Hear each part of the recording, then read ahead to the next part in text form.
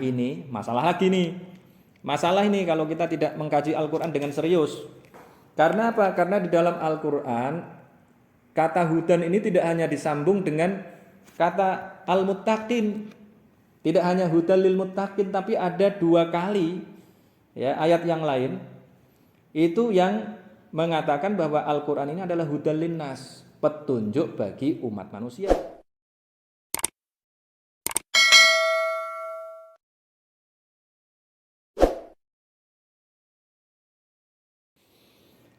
Assalamualaikum warahmatullahi wabarakatuh. Alhamdulillahilladzi asbagha alaina ni'amahu zahiratan wa batinah, wassalatu wassalamu ala Rasulillah wa ala alihi wa sahbihi wa mawalah. Asyhadu an la ilaha illallah wahdahu la syarikalah wa asyhadu anna Muhammadan abduhu wa rasuluh la nabiyya ba'dah. Kita akan melanjutkan kajian kita dan kali ini kita memasuki suratul Baqarah. Suratul Baqarah utawi Suratul Baqarah, surat Al-Baqarah. Sekali lagi saya mengingatkan bahwa surah itu berasal dari kata su'ratun.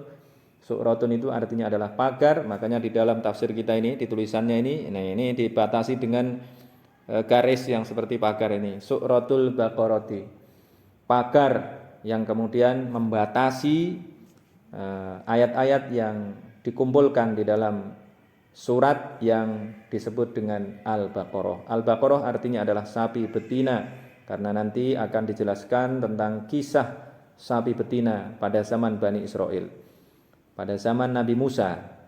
Suratul Baqarah utawi surat Al-Baqarah ini jadi mubtada, iku madaniyatun, bangsa Madinah. Maksudnya bangsa Madinah itu kategorinya diturunkan di Madinah, bukan di Makkah. Ciri-cirinya adalah diantaranya ya, secara umum ayat-ayatnya panjang-panjang. Nah ini Al-Baqarah ini panjang-panjang ayatnya. Tetapi gini, saya ingin mengingatkan pada para penghafal Al-Quran bahwa walaupun surat Al-Baqarah ini panjang-panjang tetapi mudah dihafalkan. Ini saya mau pakai data, bukan pakai asumsi. Kalau asumsi kan banyak orang tua meminta anak-anak menghafalkan Al-Quran juz amma justru. Saya dulu diminta oleh guru-guru saya, termasuk bapak saya, ibu saya dulu meminta saya menghafalkan surat di juz amma, di juz 30, juz amma yatasaalun itu. Nah, tetapi pengalaman saya menghadapi, mengelola para pemuda, mahasiswa, santri-santri belia di Planet Nuvo ya, di mana ini, di Monas Institute, di Stebang Jakarta, itu ternyata menghafalkan juz amma, menghafalkan juz 30 itu ternyata bisa dikatakan tidak lebih mudah, justru lebih mudah surat Al-Baqarah. Apa indikatornya? Saya sudah menyimak kira-kira lebih dari 300 orang lah ya. Lebih dari 300 orang itu setoran hafalan Al-Quran ya. Saya akan meminta, kalau dulu pada tahun 2011 sampai tahun 2014 itu mereka boleh setoran cuma 1 halaman, 2 halaman. Tetapi berdasarkan pengalaman itu ternyata hafalan mereka hilang. Maka kemudian saya minta agar menyetorkan hafalan itu minimal sekali duduk itu harus 1 juz. Lancar, dan indikator lancarnya tidak boleh salah melebihi 20 kali. Jadi saya memberikan kesempatan untuk salah maksimal 1 ya dalam 1 halaman. Kalau sudah lebih dari 1 berarti tidak lulus. Jadi kalau setoran hafalan Al-Quran pada saya, kalau kesalahan melebihi jumlah halamannya harus mengulang lagi. Jadi harus harus mengulang.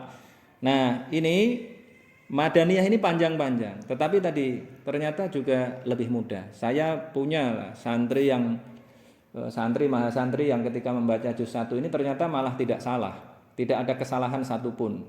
Ya walaupun belum lebih dari 10 orang, tetapi tidak ada yang membaca juz 30 tanpa kesalahan. Nah itu uniknya di situ. Maka saya bilang ini data yang saya juga baru tahu gitu. Karena saya sudah mulai untuk memahami atau menerapkan cara menghafal yang saya bangun berdasarkan data, bukan berdasarkan asumsi.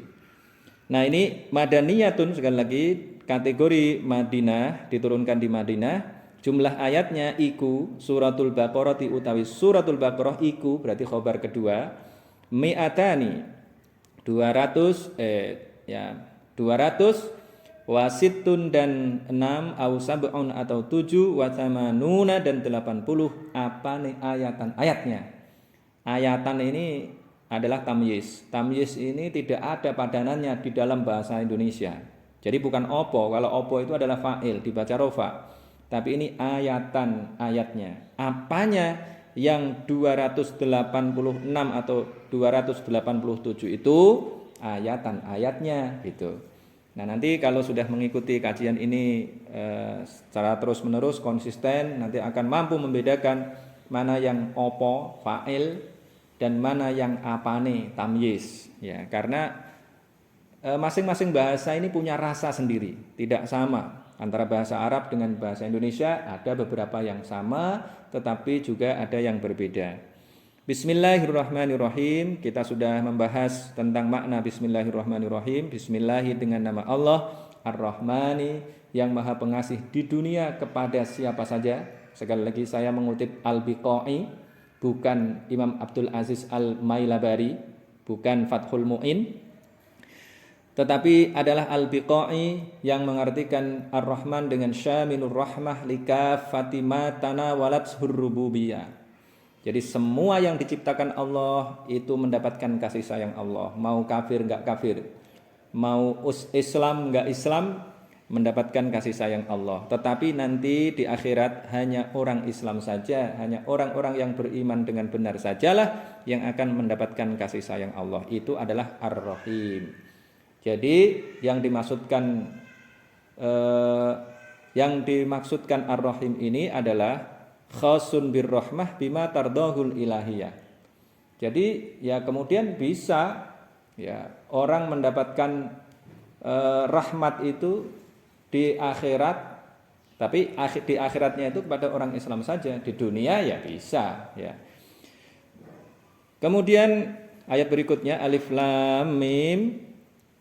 Alif lam mim ini tidak ditafsirkan oleh Syekh Jalaluddin.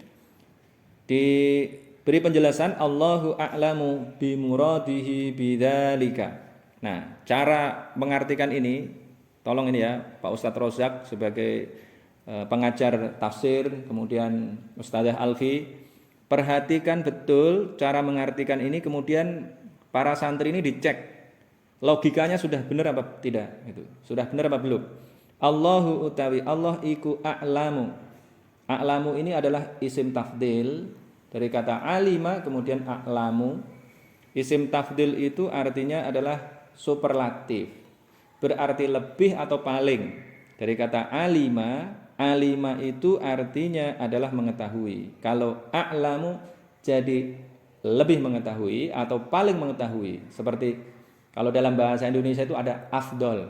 Nah, ini lebih afdol. Sebenarnya afdol itu sudah lebih utama artinya. Ya, lebih utama, tapi di dalam bahasa Indonesia diartikan masih ditambahi lebih afdol. Nah, ini polanya sama afdolu a'lamu, lebih mengetahui. Ini isim ya, karena isim tafdil ini seolah-olah bentuknya seperti fi'il tapi bukan. Dibaca domah ini a'lamu, lebih mengetahui atau paling mengetahui. Allah itu paling mengetahui atau lebih mengetahui bimuradihi dengan maksudnya. Murad itu berasal dari kata arada yuridu murid. Murid itu artinya adalah orang yang menginginkan. Berarti murad, ya ada teman saya namanya Makmun Murad. Murad itu artinya yang diinginkan, yang diingini. Bimuradihi dengan yang diinginkan olehnya. Murad dan hi. Bimuradihi dengan yang diinginkan olehnya, oleh Allah, bidzalika dengan itu alif lam mim. Jadi maksudnya adalah Allah lebih mengetahui atau paling mengetahui dengan maksudnya, dengan maksud Allah, bukan maksudnya alif lam mim loh, tetapi maksud Allah bidzalika dengan itu kata alif lam mim. Nah gitu maksudnya. Makanya harus dipastikan. Jadi membaca kitab kuning itu memerlukan dua hal. Yang pertama, ini dua hal dasar ya maksud saya. Yang lain juga banyak yang harus digunakan untuk memahami kitab kuning, apalagi tentang tafsir Al-Quran. Bahasanya berbeda dengan buku-buku ilmiah biasa. Yang diperlukan pertama kali harus menguasai kosakata. Kosakata ini ya tentu saja harus menguasai tasrifnya, ya. Menguasai tasrif. Jadi kalau mau ngaji dengan benar tidak hanya sekedar sekilas ya mendengarkan kemudian masuk kuping kanan keluar kuping kiri agar betul-betul nyantol di dalam pikiran dan hati kita, maka kita harus memiliki ilmu alat ini yang pertama ini sorof, harus ngerti pecahan-pecahan kata. Dengan demikian tadi bisa menjelaskan bahwa murad itu berasal dari kata aroda yuridu murid. Murid itu artinya yang menginginkan, berarti menginginkan ilmu. Maka kemarin sudah pernah saya sampaikan, gurunya itu namanya mursyid. Murid dan mursyid ini biasanya dikenal di dalam tradisi tasawuf biasanya. Bimuradi dengan maksudnya Allah gitu jadinya. Jadi kan harus mengetahui kosakata, detail, harus detail. Nah, harus belajar sorof dari awal. Dan sebenarnya itu mudah sekali. Saya sudah melakukan uji coba. Kalau saya dulu belajar tasrif itu bertahun-tahun, tapi ternyata diajarkan dengan senang, dengan memakai lagu. Ternyata hanya butuh waktu 7 hari saja. Ya, anak-anak kecil bahkan masih SD, bahkan anak-anak saya itu masih PAUD itu, masih PAUD sudah menghafal dengan baik. Ya, itulah yang kemudian nanti akan menjadi modal untuk membaca kitab gundul. Jadi nanti nggak salah-salah kalau membaca kitab gundul, karena salah baca salah arti. Memang kadang-kadang ya salah baca tapi nggak salah arti. Tetapi kalau bacanya salah ya potensi salah artinya menjadi besar, gitu aja. Bimuradihi bidzalika. Yang kedua yang diperlukan adalah logika yang baik. Jadi logika ini sangat diperlukan karena nanti ini kembalinya kemana ini, rujuknya kemana, reverse to-nya kemana itu. Ini kalau kita belajar bahasa Inggris kan juga begitu.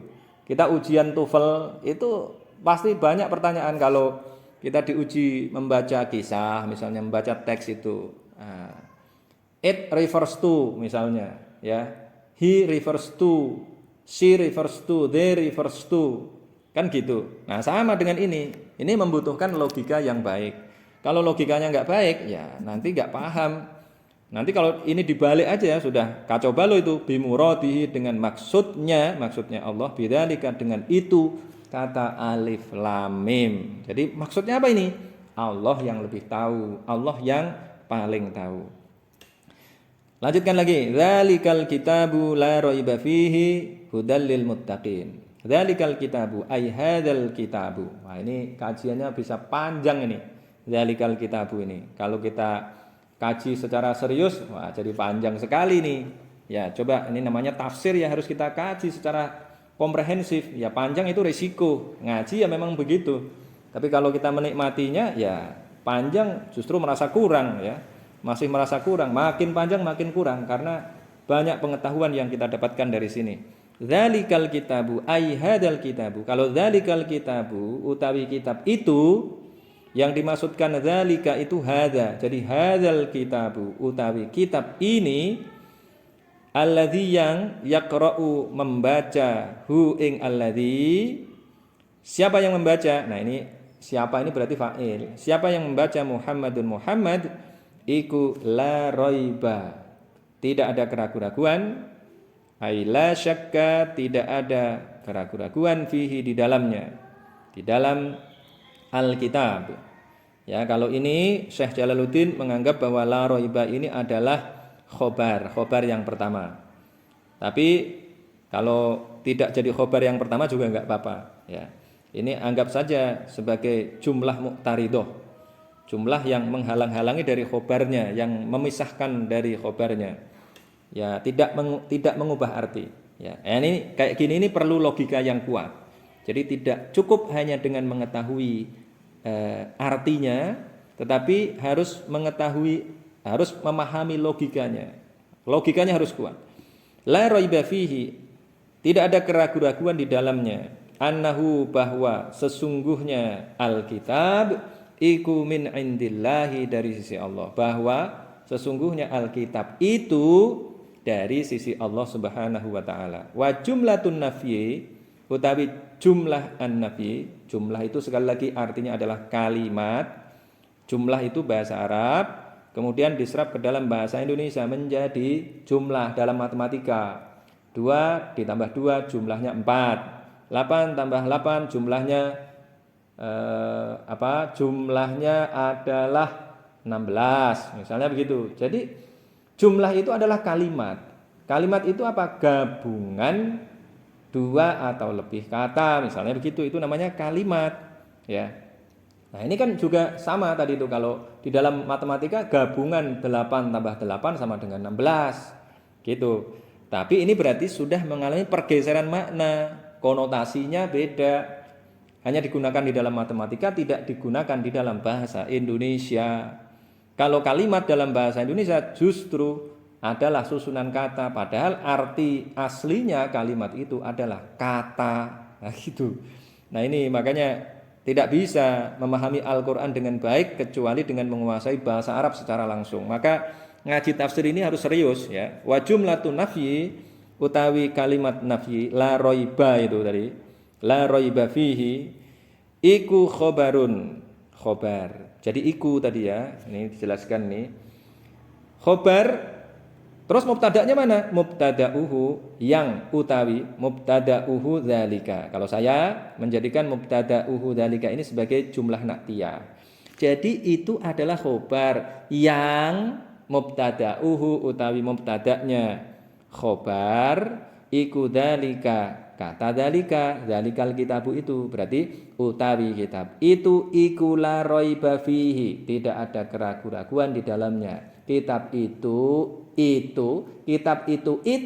tidak ada keraguan-raguan di dalamnya. Itu. Wal isyaratu utawi isim isyarah itu dzalika atau hada.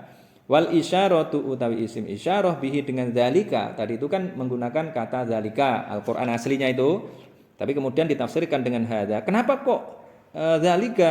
Kok enggak hada? Padahal kan ini gitu. Karena ini asumsi saya ini.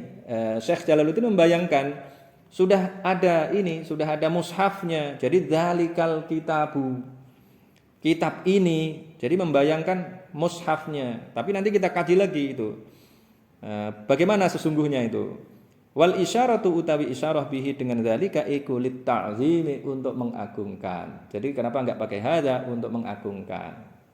Nah, ini mungkin ya agak sulit mencernanya, apa hubungannya ini dan itu kok mengagungkan. Itu tentu saja adalah kebiasaan orang. Misalnya kita menggunakan kata saya atau kami misalnya itu. Itu kan ada rasa bahasanya ya. Kami menyambut Anda misalnya, kami menyambut bapak-bapak dan ibu-ibu, nah itu beda kan dengan saya menyambut misalnya begitu. Itu beda. Jadi kami ya, itu namanya mu'adzim nafsah, alat untuk mengagungkan ya. Mu'adzim nafsah itu. Nah, ini itu juga untuk mengagungkan, lit ta'zimi, untuk mengagungkan. Azim ini, nah tadi itu coba kita cari itu. Bahasa Indonesianya banyak itu khobar, kemudian isyarat, kemudian lit ta'zim dari kata azuma, agung ya. Kemudian hudan iku menjadi petunjuk, ini menjadi khobarun. Kata hudan utawi lafadz hudan iku khobarun sanin. Khobarun sanin boleh, khobarun sanin boleh. Khobar sanin yang kedua. Ai hadin yang menjadi petunjuk, iku menjadi petunjuk ya. Iku menjadi petunjuk lil muttaqina, bagi orang-orang yang bertakwa. Yang dimaksudkan orang yang bertakwa ini siapa ini? Bagaimana ini gambarannya? As-sairina, orang-orang yang menjadi. Kalau saya mengartikan orang-orang yang berproses, mau menjadi itu kan berarti berproses. Ilat takwa, kepada takwa. Bagaimana caranya berproses menuju takwa itu? Bimtithalil awamiri, dengan menjalankan perintah-perintah, wajtina bin nawahi, dan menjauhi larangan-larangan, littiqaihim, karena ketakwaan mereka. Takwa di sini diartikan dengan takut. Nah, ini konteksnya ini takut artinya. Littiqaihim dari kata waqa yaqi wiqayatan. Ya, bisa berarti menjaga, bisa berarti takut. Kenapa menjaga? Menjaga diri karena takut. Littiqaihim, karena ketakwaan mereka, karena ketakutan mereka. Bidzalika, sebab itu mana?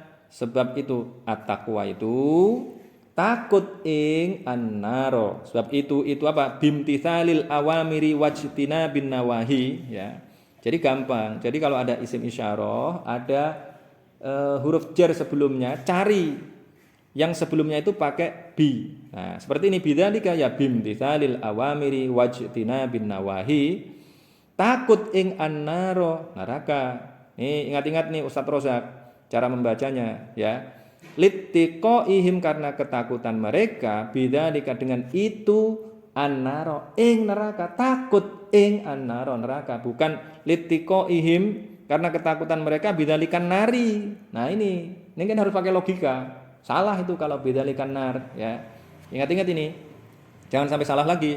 Littiqaihim bidzalika annaro. Nah, ini saya mau menjelaskan ini tadi dzalikal kitabu. Ini poin penting ini, dzalikal kitabu. Alkitab di sini kalau oleh Syekh Jalaluddin diartikan dengan alladzi yaqra'uhu Muhammadun, berarti jadi Al-Qur'an. Maka kemudian banyak yang menafsirkan, banyak yang memahami Alkitab ini langsung Al-Qur'an. Bahwa yang dimaksudkan Alkitab ini Al-Qur'an, iya, tetapi nanti pemahamannya tidak bisa mendalam. Jadi kita kaji dari akar katanya. Dzalikal kitab. Alkitab itu berasal dari kata kataba yaktubu kitaban, ya. Kataba itu artinya adalah bisa menetapkan, bisa menulis. Kalau menetapkan itu seperti yang digunakan di dalam surat Al-Baqarah ayat 183 yang terkenal itu, kalau mau puasa itu dijadikan sebagai ayat yang menjadi dalil, puasa Ramadan, padahal sebenarnya bukan itu puasa kita itu, ya. Yaitu ya ayyuhalladzina amanu kutiba alaikumusiyam. Kutiba itu artinya ditetapkan. Berarti kata kataba itu artinya menetapkan. Berarti kalau kitabun artinya ketetapan artinya. Nah, kemudian ada lagi di dalam Al-Qur'an yaktubunal kitaba biaidihim, ya. Itu berarti kataba yaktubu itu artinya adalah menulis. Berarti menulis ketetapan. Jadi ini kalau kita aktivis ini jangan membayangkan era sekarang. Eranya adalah era yang dulu, bahkan menulis itu adalah sesuatu yang luar biasa. Kalau sekarang kan semua ditulis dulu, ada draftnya, nah kemudian didiskusikan, berantem, berdebat, ya. Kemudian yang sudah disetujui, yang sudah disepakati yang mana itu baru disetujui di situ, ya. Tapi kan sudah ada draftnya dulu. Tapi kalau dulu tidak, berdebat dulu. Nah, mana yang disepakati itulah yang kemudian ditulis. Maka yang ditulis itu sesungguhnya adalah yang disepakati. Yang disepakati harus ditulis. Nah, begitu kan? Nah, yang ditetapkan itu, maka kalau kita rapat itu mengingat, menimbang, mengingat, menetapkan. Nah, gitu. Ya. Mengingat, menimbang, mengingat, menetapkan, memutuskan, menetapkan, ya. Menimbang, mengingat, memutuskan, menetapkan satu, gitu kan kalau di undang-undang itu. Jadi kalau membahas undang-undang itu kan begitu. Menetapkan apa, misalnya ADART organisasi kan begitu. Kalian rapat itu RAK misalnya. Itu dengan menggunakan tadi itu mengingat, menimbang, memutuskan, menetapkan. Jadi kalau yang ditetapkan kemudian ditulis, maka kataba artinya adalah menulis dan juga menetapkan. Yang ditetapkan mesti ditulis, yang ditulis itulah yang ditetapkan. Sekali lagi, ya. Nah, ini adalah ketetapan-ketetapan. Ketetapan-ketetapan dari mana? Ketetapan dari Allah Subhanahu wa taala. Maka saya lebih suka mengartikan Alkitab di sini adalah seluruh ketetapan. Jadi segala ketetapan ini, segala ketetapan yang datang dari Allah Subhanahu wa taala itu tidak ada keraguan-raguan di dalamnya. Contoh apa contoh? Nah, silahkan buka juz 5 misalnya, ya. Buka juz 5. Halaman pertama, ya.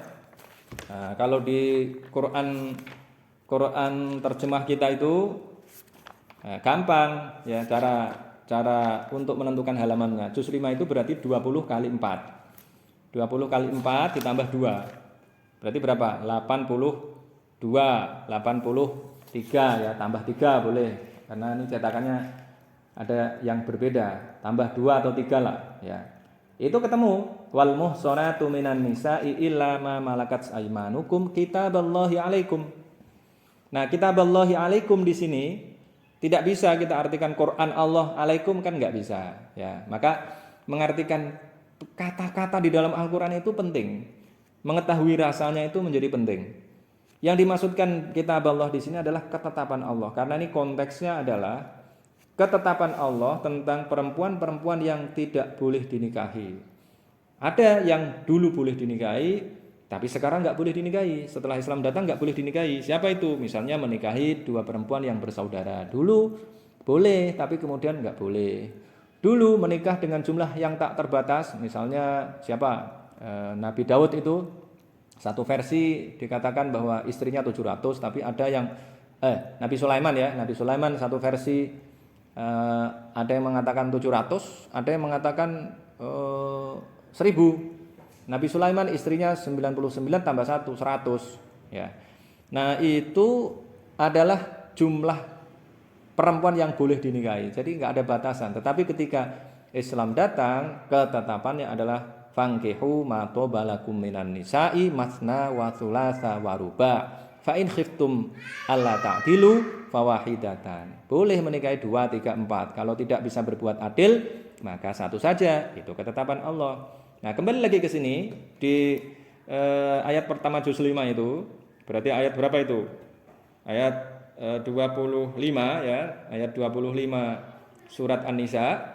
Itu kitaballahi alaikum, artinya adalah ketetapan Allah, dan banyak contohnya di dalam Al-Qur'an itu ketetapan Allah. Nah, ketetapan-ketetapan Allah itu banyak. Ketetapan Allah itu misalnya apa? Yang bikin orang jadi bertanya-tanya. Nah, kalau tadi itu bertanya-tanya, kenapa kok dulu boleh kemudian jadi nggak boleh gitu. Kemudian kalau ini diat misalnya, diat harus membayar onta 100 ekor. Kenapa kok harus ada diatnya? Kalau bunuh orang harus membayar diat. Kenapa kalau perempuan ditinggal mati oleh suaminya itu harus menunggu masa iddah ya, masa iddah selama 4 bulan 10 hari.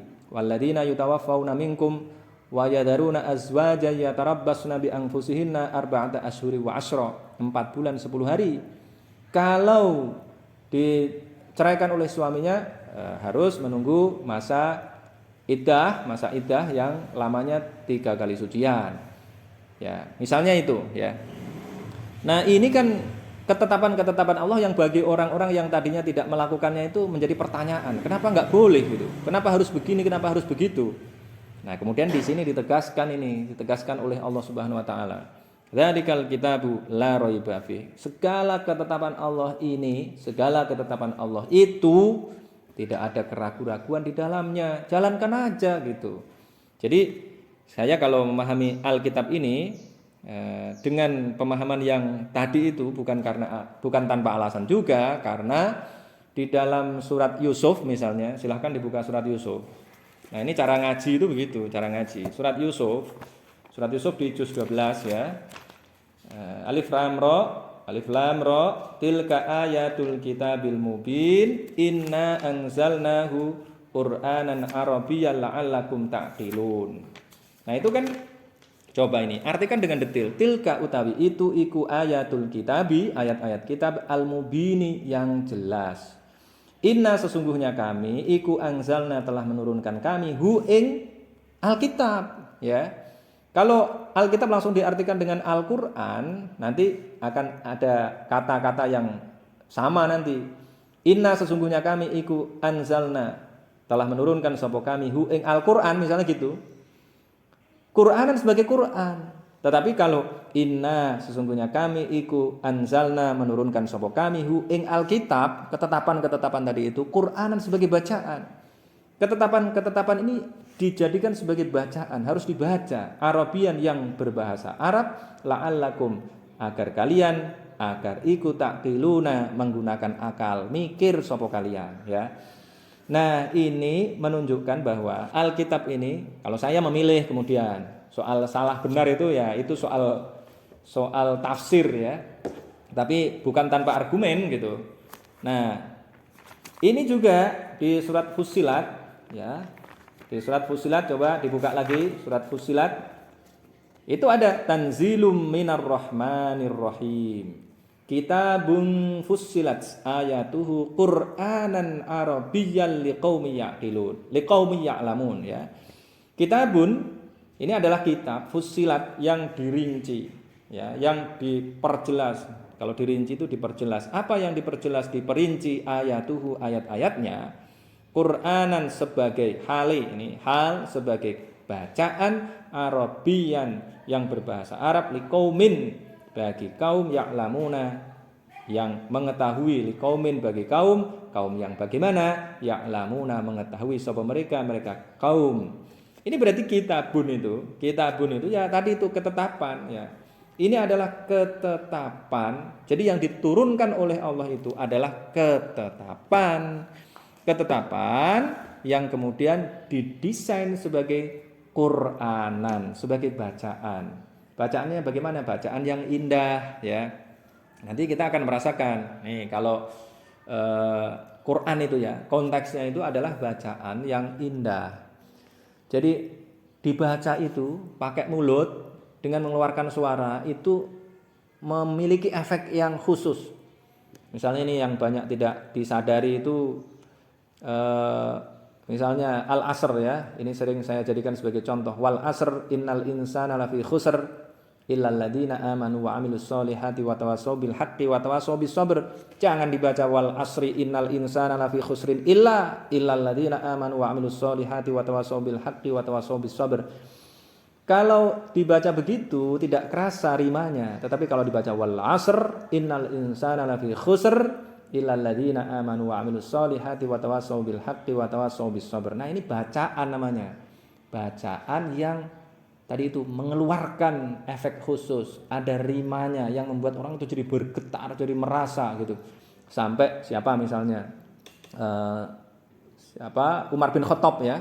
Umar bin Khattab itu sampai masuk Islam itu kan karena tadi bergetar itu ketika dia membaca surat Toha ma anzalna 'alaikal qur'ana litasqa illa tadhkiratan liman yakhsha tanzilan mimman khalaqal arda was samawati al-'ula ar-rahmanu 'alal 'arsy istawa lahu ma fis samawati wa ma fil ardi wa ma bainahuma wa ma tahtas tsara. Dia mikir nih, wah ini enggak mungkin ini diciptakan oleh manusia yang levelnya cuma penyair. Penyair pada saat itu adalah orang yang dianggap memiliki khodam namanya jin, maka penyair itu dianggap sebagai syairum majnun. Penyair yang kerasukan jin artinya, bukan gila ya. Saya ini menekankan berkali-kali arti majnun di situ. Bahkan majnun pada saat itu, para penyair itu dianggap sebagai orang-orang yang jenius. Jenius itu artinya ya kerasukan jin. Jadi jenius itu berasal dari bahasa Arab jin, diserap ke dalam bahasa Inggris menjadi genius. Nah, gitu. Ya. Jadi dzalikal kitabu utawi seluruh ketetapan ini iku la raiba fihi, tidak ada keraguan-raguan di dalamnya. Jadi Al-Qur'an menekankan bahwa ketetapan-ketetapan Allah yang sudah didesain sebagai sebuah bacaan yang indah itu tidak ada keraguan-raguan di dalamnya. Kemudian ini ada persoalan kedua ini, hudal lil muttaqin. Hudan iku menjadi petunjuk lil muttaqina bagi orang-orang yang bertakwa. Nah, ini masalah lagi nih. Masalah ini kalau kita tidak mengkaji Al-Qur'an dengan serius. Karena apa? Karena di dalam Al-Qur'an kata hudan ini tidak hanya disambung dengan kata al-muttaqin. Tidak hanya hudal lil muttaqin, tapi ada 2 kali ya ayat yang lain itu yang mengatakan bahwa Al-Qur'an ini adalah hudal linnas, petunjuk bagi umat manusia. Buka aja surat Al-Baqarah ayat 185. Nah, ini ayat tentang puasa kita ini. Ya, Al-Baqarah 185. Syahrul Ramadan alladzi unzila fihi al-Qur'an hudal linnas wa bayyinatin minal huda wal furqan. Bulan Ramadan adalah bulan yang di dalamnya diturunkan Al-Qur'an yang menjadi petunjuk bagi umat manusia. Nah, kalau menjadi petunjuk bagi umat manusia, berarti kan tidak hanya petunjuk bagi orang-orang yang bertakwa. Ya, ada lagi di surat Ali Imran ayat 4 itu. Min qablu hudal linnasi wa anzalal furqan. Ya, ini hudal linnas lagi, petunjuk bagi umat manusia. Nah, berarti sekali lagi ini kan kelihatan kontradiktif ya kalau kita tidak memahami rasa bahasa kalau ini ya. Nah, kita akan mendapatkan padanan ini kalau kita membaca bahasa Al-Qur'an ini dengan benar, ya. Inilah pentingnya menghafalkan Al-Qur'an. Jadi kenapa saya menginginkan yang mengaji itu menghafalkan Al-Qur'an, karena memang sulit menjelaskan pada santri yang tidak mau menghafalkan Al-Qur'an, maka kalian harus menghafalkan Al-Qur'an. Kalau menghafalkan Al-Qur'an kita mengkaji ini kemana-mana itu mudah sekali jadinya, enak ya, dan menarik kemudian jadinya. Coba ini. Kalau hudal lil muttaqin itu adalah petunjuk bagi orang-orang yang bertakwa. Nah, kemudian ada pernyataan hudal linnas, petunjuk bagi seluruh umat manusia. Nah, sekarang faktanya, apakah seluruh umat manusia itu mendapatkan petunjuk dari Al-Qur'an? Kan tidak semua mau menerima gitu. Ya. Yang mau menerima itu adalah menerima petunjuknya ini adalah orang-orang yang bertakwa aja. Orang-orang yang walaupun tahu, belum tentu semuanya mau menerima sebagai petunjuk. Tetapi oleh Al-Qur'an disebutkan bahwa ini adalah petunjuk bagi umat manusia. Bagaimana memahaminya kalau begini nih? Ya. Nah, silahkan buka surat Al-Qasas ayat 56. Innaka la tahdi man ahbabta walakinnallaha yahdi man yasha wa huwa a'lamu bil muhtadin. Nah ini. Innaka, sesungguhnya engkau Muhammad iku la tahdi, tidak mampu menunjukkan sapa engkau Muhammad. Tidak bisa menunjukkan sapa engkau Muhammad, tidak bisa menunjukkan ingman orang yang ahbabta, mencintai sapa kamu. Walakinnallaha, akan tetapi Allah iku yahdi, menunjukkan sapa dia Allah, menunjukkan ingman orang yang yasha'u, menghendaki sapa dia Allah ingman, wa huwa, dan utawi Allah iku a'lamu, lebih mengetahui, bil muhtadina, kepada orang-orang yang mendapatkan petunjuk. Nah, ini kan menggunakan kata la tahdi, kamu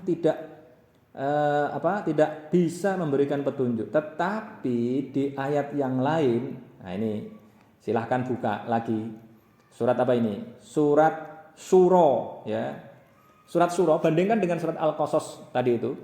Wa kadzalika auhayna ilaika ruham min amrina ma kunta tadri mal kitabu wal imanu walakin ja'alnahu nuran nahdi bihi man nasya'u min ibadina wa innaka latahdi ila siratim mustaqim. Di sini dijelaskan wa kadzalika, dan demikianlah auhayna, telah mewahyukan sapa kami ilaika, kepadamu Muhammad, mewahyukan ing ruhan. Ruh di sini diartikan dengan Al-Qur'an, min amrina, dari perintah kami Allah ini. Ini muadzim nassah ini ya. Muadzim nasah, tapi kemudian dalam ulumul Quran itu dijelaskan kalau pakai nana ini sesungguhnya tidak hanya Allah sendiri, tetapi ada agen lain, malaikat Jibril di sini nih. Ma kunta, tidak ada sapa engkau, tidak ada ikut tadri, mengetahui sapa engkau, tidak mengetahui ing. Ini cara membacanya nih, jangan sampai salah cara membacanya. Mal kitabu walal imanu. Nah, begitu. Maf'ulnya itu mal kitabu walal imanu. Ma'iku apa? Al kitabu utawi kitab, walal imanu, dan tidak mengetahui pula ya apa itu iman. Mal iman ya. Ma kunta tadri mal iman, maksudnya begitu. Walakin ja'alnahu. Jadi Rasulullah itu tadinya enggak tahu ketetapan Allah. Nah, ini mal kitab ini. Ketetapan Allah itu apa? Maka kemudian diturunkan ketetapannya itu. Nah, bentuknya apa? Bentuknya Quran bacaan. Maka harus kita baca ya. Kita baca, kita hafalkan agar dari itu kita bisa merenungkan. Walal imanu, dan tidak tahu apa itu iman. Walakin ja'alna, akan tetapi menjadikan sapa kami, sapa aku Allahu ing Alkitab ya, Alkitab juga al-iman juga boleh, menjadikan ing nuron, cahaya, yang paling pas ya Alkitab aja. Ya, nuron, cahaya-cahaya yang bagaimana? Nahdi bihi man nasya'u min ibadina. Nahdi, memberikan petunjuk sapa kami, bihi dengannya Alkitab, memberikan petunjuk. Ya, kitab yang diimani maksudnya, memberikan petunjuk ing man, orang yang nasya'u, menginginkan sapa kami, ing man min ibadina, di antara hamba-hamba kami. Wa innaka, nah ini perhatikan, kalau tadi itu innaka la tahdi man ahbabta, sesungguhnya engkau tidak bisa tidak bisa memberikan petunjuk kepada engkau yang engkau cintai sekalipun. Nah, di sini dikatakan wa innaka latahdi ila siratim mustaqim. Wa innaka, dan sesungguhnya engkau Muhammad iku latahdi, sungguh menunjukkan sapa engkau Muhammad ila siratin, kepada jalan mustaqimin, yang lurus. Nah, yang benar yang mana ini? Engkau tidak bisa memberikan petunjuk atau engkau memberikan petunjuk? Nah, ini ya. Di surat Asy-Syura hampir terakhir itu ayat 52. Nah, ini adalah persoalan rasa bahasa. Nah, kita akan mengetahui kalau kita menghafalkannya, kemudian merenungkannya gitu. Kalau merenungkan, kok ayat yang di sini hudal lil muttaqin, tapi kok di surat Al-Baqarah 185 tadi hudal linnas. Di surat Ali Imran ayat 4 kok hudal linnas lagi gitu. Nah, ingat tadi itu di surat Al-Qasas, ternyata di surat Al-Qasas ada innaka la tahdi man ahbabta. Tetapi di surat Asy-Syura ayat 52 ada wa innaka la tahdi ila siratim mustaqim. Berarti kata hudan itu memiliki dua rasa bahasa, memiliki dua konotasi. Kalau wa innaka la tahdi ila siratim mustaqim, sesungguhnya engkau memberikan petunjuk kepada jalan yang lurus, maksudnya yang menawarkan petunjuk aja. Misalnya ada orang bertanya, kampus itu di mana? Ya, arahnya kemana? Kita tunjukkan, sana. Tapi kalau dia memilih yang lain, memilih jalan lain misalnya, kita nggak bisa memaksa dia, gitu. Ya, nah, maka ini artinya la tahdi, sesungguhnya engkau memberikan petunjuk, hanya menawarkan petunjuk aja. Tetapi ya Rasulullah tidak memastikan, ya, tidak bisa memiliki otoritas siapa yang mendapatkan petunjuk, siapa yang tidak mendapatkan petunjuk. Misalnya Abu Thalib, ya, orang yang sangat dicintai oleh Rasulullah. Ini kalau versi Sunni itu meninggal dalam keadaan tidak menerima Islam misalnya. Nah itu kan konteksnya innaka la tahdi man ahbabta, karena Rasulullah sangat bersedih karena pamannya tidak menerima Islam. Maka kemudian dihibur dengan ayat ini, innaka la tahdi man ahbabta walakinnallaha yahdi man yasha. Sungguhnya Allah yang menunjukkan, engkau tidak bisa menunjukkan gitu. Ya, ini adalah kajian yang penting, maka kalian ingat-ingat dengan baik ya, hudal lil muttaqin ini, jangan sampai kemudian tidak memahami perbedaannya dengan hudal linnas, dan jangan sampai tidak mampu menjelaskan perbedaan antara hudal lil muttaqin dengan hudal linnas. Nah, ini persoalan tadi rasa bahasa ya. Ini persoalan rasa bahasa yang baru bisa kita tangkap kalau kita betul-betul melakukan deep contemplation, ya, perenungan yang mendalam. Jadi kalau kita melakukan perenungan yang mendalam, kita baru akan bisa menangkap apa sesungguhnya maksud sebuah ayat, apa sesungguhnya makna di balik sebuah kata yang sama, ya, tetapi pemahamannya berbeda, atau sebaliknya. Ya, kata yang berbeda tetapi maknanya sama. Nanti kita akan menemukan ini ya. Alladzina, orang muttaqin itu bagaimana? Orang-orang yang bertakwa itu. Alladzina, yaitu orang-orang yang yu'minuna, beriman, dari kata amana yu'minu, sudah diserap dalam bahasa Indonesia ini, yu'minuna, beriman sama mereka. Alladzina, yang dimaksudkan yu'minuna adalah yusaddiquna, dari kata saddaqa yusaddiqu, Abu Bakar As-Siddiq ya. Yusaddiquna, membenarkan. Jadi iman itu membenarkan dalam hati. Maka kemudian didefinisikan begitu. Iman itu adalah membenarkan dalam hati. Hati kita itu membenarkan bahwa Allah itu satu. Allah tidak beranak, Allah tidak diperanakkan. Al-Qur'an itu dari Allah Subhanahu wa taala. Itu beriman ya, membenarkan. Membenarkan apa saja yang perlu dibenarkan ini? Yu'minuna bil ghaibi ya. Bil ghaibi, kepada yang ghaib. Itu ada Allah, malaikat, ya. Kemudian ini di sini dijelaskan juga ini bima, ya, beriman kepada sesuatu yang ghaib, tidak nampak, maksudnya ghaib itu tidak nampak, tidak hadir, anhum, dari mereka. Apa itu? Berupa apa itu? Minal ba'si. Minnya itu namanya min bayaniyah. Ingat-ingat, min bayaniyah itu artinya adalah berupa, artinya berupa, ya. Menjelaskan ini, menjelaskan ma itu loh. Bima, kepada sesuatu yang Goba gaib apa ma anhum dari mereka minal ba'si berupa kebangkitan. Ba'ats itu artinya kebangkitan, wal jannati dan surga, wan nari dan neraka. Jadi sesuatu yang gaib itu diantaranya adalah kebangkitan, surga dan neraka. Wa yuqimuna dan mendirikan sapa mereka, mendirikan ing as-sholata salat. Salat itu artinya adalah berdoa. Berdoa dengan ritual, dengan cara-cara khusus ya, tapi tidak hanya doa saja, ada pengertiannya yang lebih luas lagi ya. Wa yuqimunas sholata ay ya'tuna datang sapa mereka alladzina datang biha dengannya sholat. Jadi mereka melaksanakan sholat, ya'tuna menunaikan biha dengannya sholat, bihuquqiha dengan hak-haknya sholat. Jadi sholat dengan hak-haknya, takbirnya harus ada, kemudian tumak ninahnya ada, bacaan wajibnya Al-Fatihah harus dibaca. Jangan sampai kelihatannya sholat tapi sebenarnya tidak sholat. Harus khusyuk ya. Wa innaha lakabiratun illa 'alal khashi'in. Khusyuk itu adalah di antara hak sholat yang harus kita kerjakan. Wa mimma dan dari sesuatu yang rozakna telah memberikan rizki sopo kami ing hum ing mereka ya. Rozakna telah memberikan rizki sopo kami hum ing mereka. Yang dimaksudkan rozakna itu a'toina. Ingat-ingat inna a'toina kal kausar itu. Ya, a'toina telah memberikan sopo kami hum ing mereka.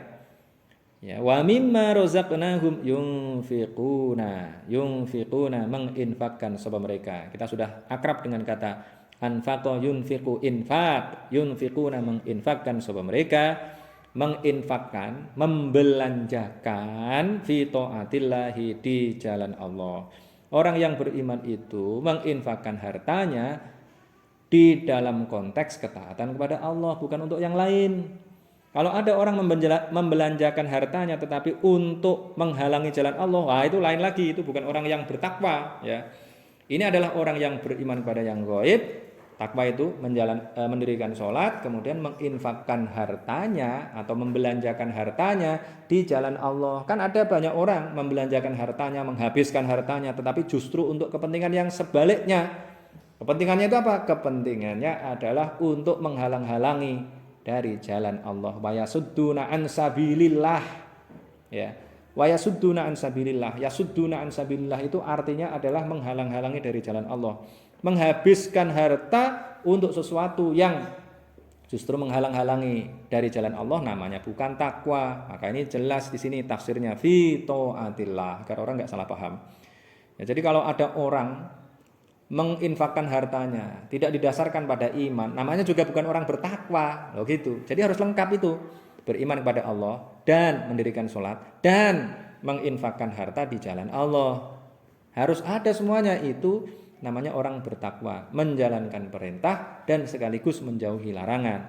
Masih ditambahi lagi, kalau tidak memenuhi kualifikasi ini, kriteria ini, maka ya bukan orang bertakwa. Walladzina dan orang-orang yang yu'minuna beriman sapa mereka bima kepada sesuatu yang unzila telah diturunkan apa ma ilaika kepadamu Muhammad. Yang dimaksudkan ma di sini apa?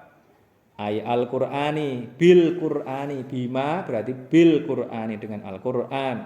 Wa ma dan sesuatu yang unzila telah diturunkan apa ma min qablika dari sebelummu Muhammad. Apa yang diturunkan sebelummu? Ay at-Taurati. Lagi-lagi dibaca ti ya. Jangan dibaca tu, jangan dibaca ta, salah. Ini pakai logika. Ya, wa ma unzila min qablika ay at-Taurati, kitab Taurat, wal Injil dan Injil, wa ghairihima dan selain keduanya at-Taurat wal Injil. Wa bil akhirati dan kepada akhirat, hum utawi mereka iku yuqinuna, yakin sapa mereka. Nah, tadi ada iman, ada yakin. Nah, ini kan dua kata yang berbeda artinya sama ya. Ya'lamuna yang dimaksudkan yuqinuna, ya'lamuna mengetahui sapa mereka. Jadi ada kata-kata di dalam Al-Qur'an yang kata-kata itu sama tetapi maknanya agak berbeda atau berbeda bahkan. Ya nanti banyak itu. Nah, ini perlu kajian yang panjang memang. Nah, ini ada dua kata yang berbeda tetapi yang dimaksud di sini sama, yu'minuna, yuqinuna, ya, meyakini Ya, bahwa ada perbedaan itu pasti, ya. Tetapi ini relatif mirip artinya. Yang dimaksudkan sama bahkan ini. Yu'minuna bima unzila ilaika wa ma unzila min qablik wa bil akhirati hum yuqinun. Jadi Al-Qur'an memilih kata-kata yang berbeda agar kita merasa nyaman. Kita sering kan kalau pidato, ya jangan sampai menggunakan kata-kata yang sama.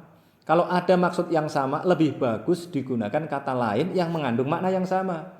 Maka itu Imam Ali itu ya, Imam Ali Khalifah Ali bin Abi Thalib ya. Ini nanti kalau saya mengutip kitab ini jangan kemudian dianggap sebagai Syiah. Ya, saya bukan Syiah. Di dalam Nahjul Balaghah, kitabnya itu isinya pidato-pidato Ali bin Abi Thalib. Di antara kelebihan pidato Ali bin Abi Thalib itu tidak pernah mengulang kata yang sudah pernah digunakan. Nah, kalau mau mengulang maksud yang sama, digunakan kata yang berbeda. Nah, gitu ya. Misalnya apa? Misalnya kita ingin berbicara, kita sebagai mahasiswa harus terus melakukan perjuangan. Kalau kita melakukan jihad yang sungguh-sungguh misalnya gitu ya. Kalau kita melakukan jihad yang lain dibandingkan kelompok yang lain, maka insya Allah kita akan sukses. Nah, menggunakan kata perjuangan, jihad, kesungguhan, padahal artinya sama gitu ya. Nah, ini yang digunakan di dalam surat Al-Baqarah ayat awal-awal ini. Walladzina yu'minuna bima unzila ilaika wa ma unzila min qablika wabil akhirati hum yuqinun. Nah, orang yang bertakwa yang begini ini, ulaika ala hudam mir rabbihim wa ulaika humul muflihun. Dijelaskan di sini yang begitu itu terus di mana orang yang begitu itu, orang yang bertakwa itu. Ulaika utawi mereka itu iku ala hudan di atas petunjuk mir rabbihim dari Tuhan mereka. Nah, ini ada kata hudan lagi. Ya, ini hudan yang mana nih? Hudan lil muttaqin. Nah, sama ini artinya ini. Ala hudan ya. Ulaika utawi mereka itu siapa? Al mausufuna, orang-orang yang disifati bima dengan sifat-sifat yang dengan sesuatu yang arti aslinya maksudnya adalah sifat-sifat yang berarti ya dzukira telah disebutkan opo ma. Ya, khobar ulaika, khobar mubtada ulaika iku ala hudan, atas petunjuk mir rabbihim dari Tuhan mereka. Mereka itu adalah orang-orang yang berada di atas petunjuk dari Tuhan mereka. Wa ulaika dan utawi mereka itu hum ya mereka iku al muflihuna, orang-orang yang beruntung. Cara mengartikan ini gimana ini? Ulaika humul muflihun. Dulu di pesantren kiai saya menjadikan ini sebagai khobar jumlah. Ya, boleh juga. Tapi kalau saya lebih cenderung ini adalah taukid aja. Wa ulaika dan utawi mereka itu hum ya mereka ulaika. Jadi kalau wa ulaika utawi mereka siapa itu? Alladzina tadi itu ya. Hum ya mereka ulaika ini iku al muflihuna, orang-orang yang beruntung ya. Mereka itu adalah orang-orang yang beruntung. Orang beruntung itu orang yang pasti untung ya, tapi kalau untung belum tentu beruntung. Ya, milih apa? Milih al-muflihun ini beruntung atau untung ya. Kalau saya milih beruntung aja lah. Al-muflihuna, orang-orang yang beruntung ya.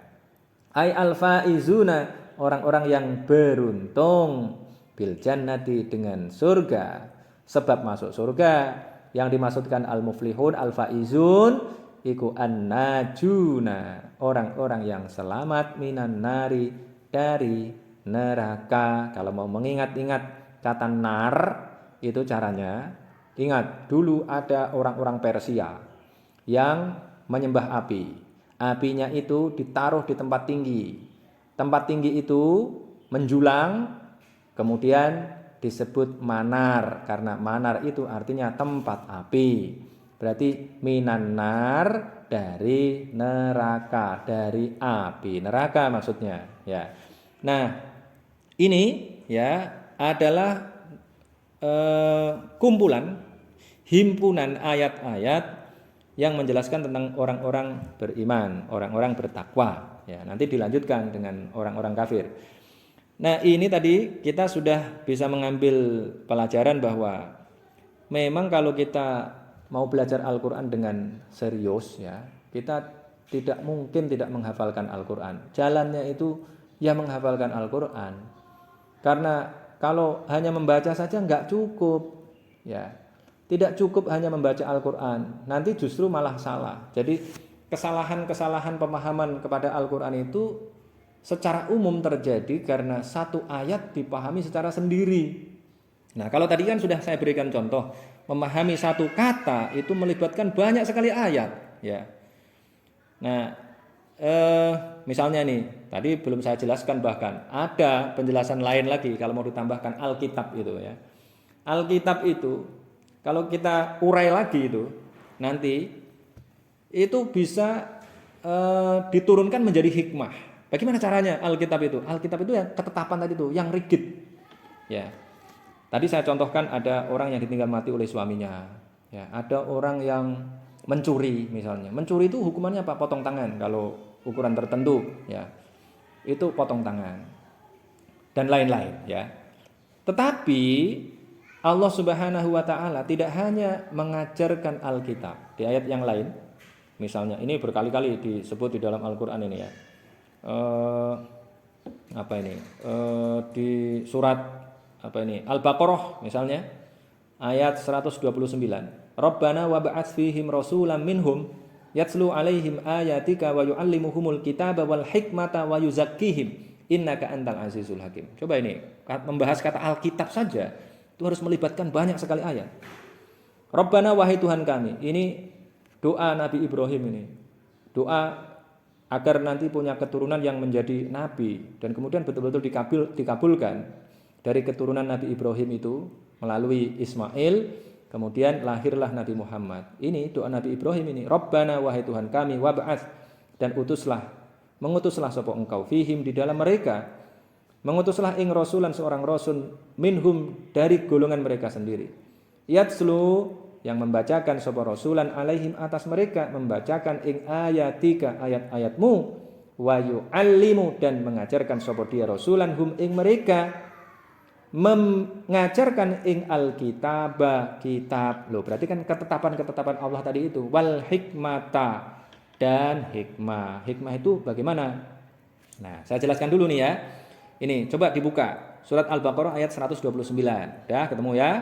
Kemudian Al-Baqarah ayat 151. Ini masih Al-Baqarah ini. Kama arsalna fikum rasulan minkum yatslu alaikum ayatina wa yuzakkikum wa yuallimukumul kitaba wal hikmata wa yuallimukum ma lam takunu ta'lamun. Ini ada kata-kata Alkitab wal hikmah lagi.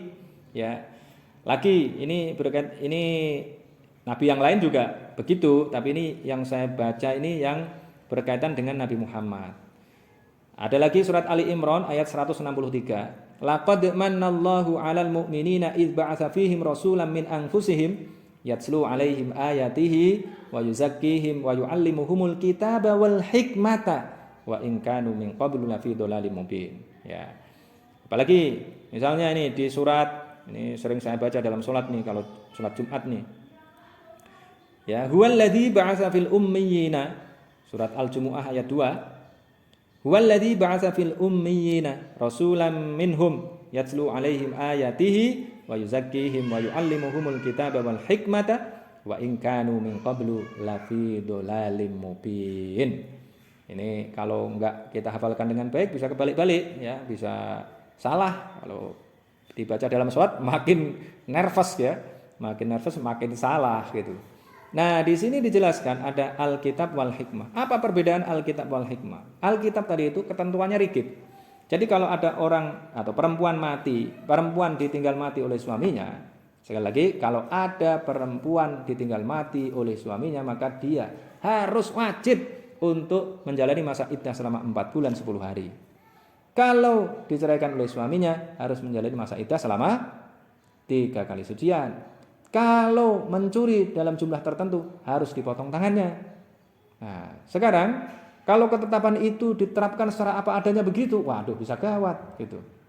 Ada orang-orang tertentu yang tidak bisa diterapkan ketetapan begitu itu. Misalnya apa misalnya? Misalnya kalau tadi ditinggal mati oleh suaminya, kalau dia kemudian tidak punya harta yang cukup, tidak ada persediaan makanan yang cukup, kemudian tetangganya nggak peduli misalnya, kemudian dia harus keluar dari rumahnya. Nah itu bagaimana? Ya jadi boleh gitu. Itu namanya hikmah. Hikmah itu kebijaksanaan. Apalagi misalnya contohnya, ya tapi perempuan-perempuan betul-betul harus mengupayakan untuk menerapkan ketetapan ini. Tapi ini ketetapan karena saya pernah mengalami ya. Ada seorang yang ditinggal oleh suaminya, anaknya jauh di Rembang sana, di kampung saya di Melagen. Nah dia ditinggal oleh dua anaknya di Kalimantan. Bapaknya meninggal ini, suaminya meninggal.